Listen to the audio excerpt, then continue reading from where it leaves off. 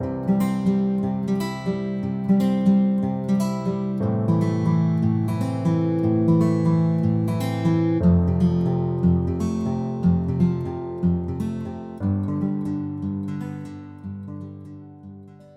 morning, everyone. Our devotional for today is entitled The Masterpiece. Who among you here has your own masterpiece? Or the most outstanding work that you have done in your life? Can you raise your hand if you have?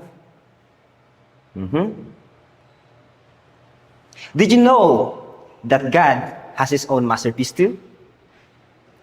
For today's topic, we will be able to know what is that masterpiece that God has made.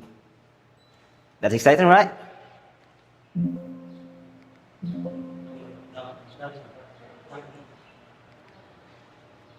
So, according to Hebrew Dictionary, masterpiece is a work of art, artistic work, or a masterwork.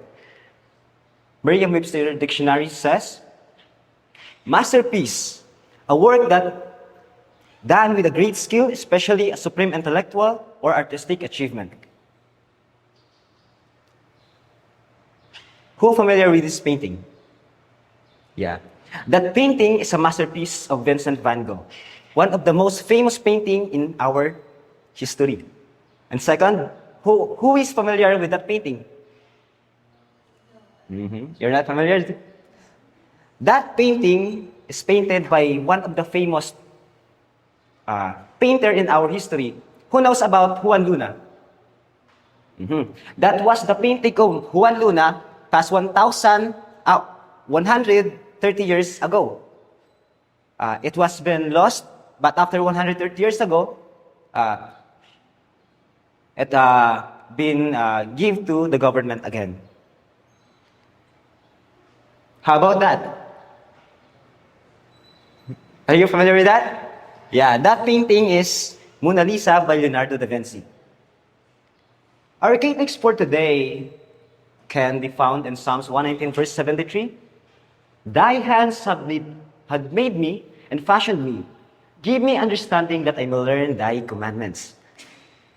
How do we understand and learn God's commandments? According to Psalms 119, verse 73 says, Thy hands had made me and fashioned me and give me understanding. Here was the 3 points that we need to remember.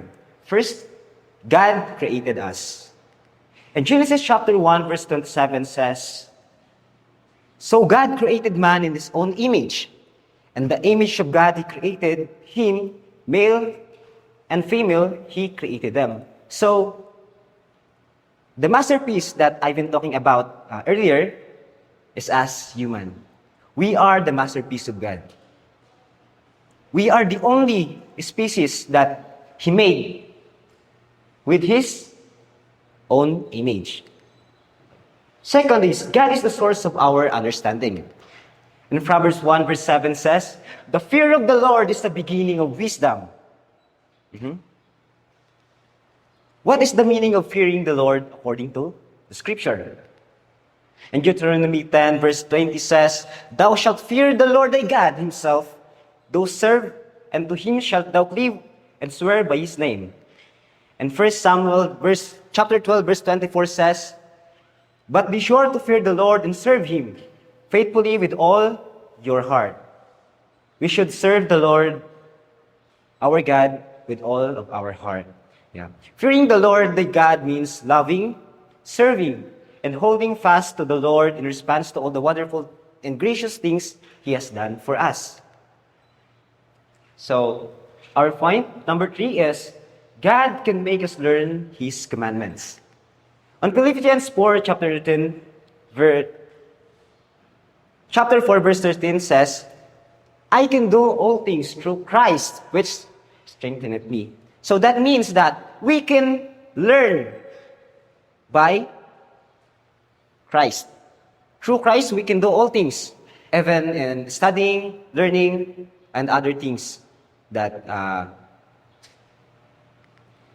in Matthew 11, verse 29 says, Take my yoke upon you and learn from me. So, Jesus said himself, he invited us to join him in the adventure of learning. God made us and he was to teach us in everything that we ask in his name. So, is that your desire to learn and understand God's commandments? If that's your desire, can you stand and tell the Lord, Lord, I want to learn and understand your commandments.